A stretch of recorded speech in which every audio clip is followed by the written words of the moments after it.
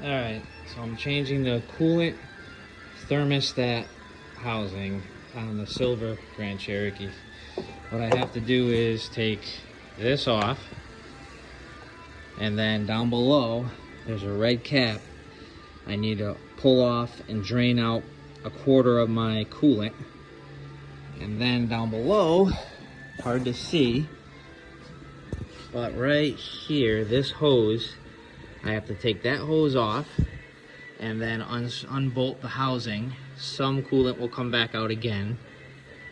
Put the new housing, connect it inside, bolt it in, reattach the hose, reattach everything else, and hope that fixes it. All right, so I detached this, unhooked this, took that off, and now we're gonna take, oh, there's that big boy motor now.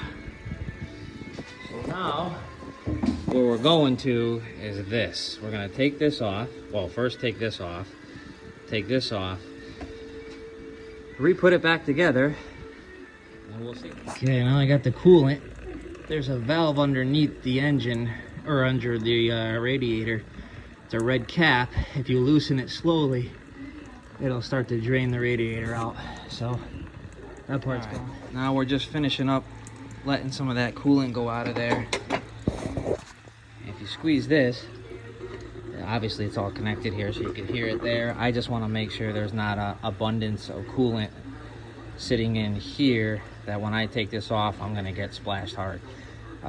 Still going to get some out of there, I'm sure, but we'll let that go a little bit longer, and then I am going to try taking the hose clamp off first, detach that hose, get it out of my way, unbolt these, and we'll check back in. All right.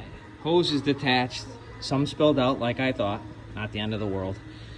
I shut down that drip there, so that's done. Just got some residual drip from taking the hose off going. Not a big deal. The other thing to mention too, I should have said this in the beginning, let your car cool down, because most people know coolant is burning hot. So if you just pulled in from the parts store getting that part, you give it some time. Don't take that off until your car is cool, unless you want that thing to blow off. Again, over here, use caution, still gonna be hot. But let's go ahead and take this off now. See what we got.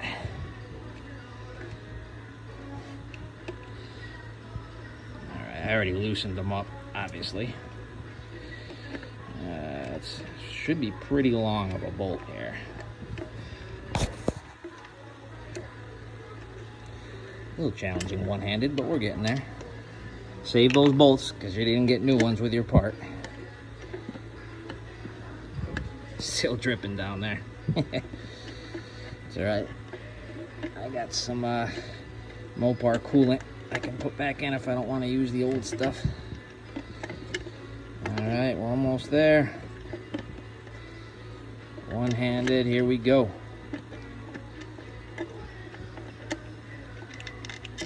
All right. There's the open. Here's the old. What is wrong with it? I don't know. Nothing obvious, but I do notice that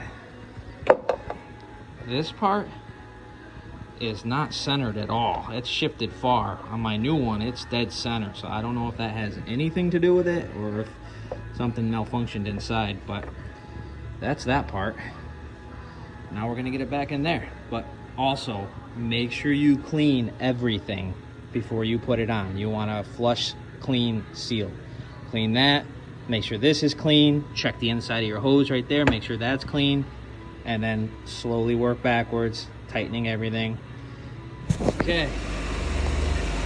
Got this back on, make sure you put your sensor back on.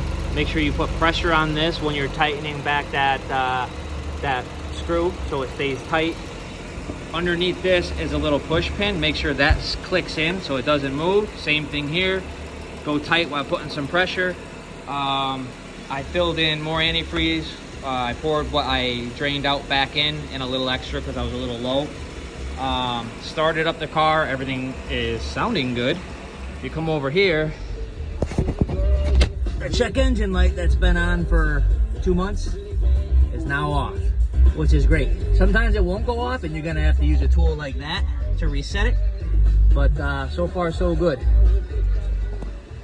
So that's pretty much how you would do a change for a coolant thermostat housing on a 2011 Grand Cherokee 3.6 V6.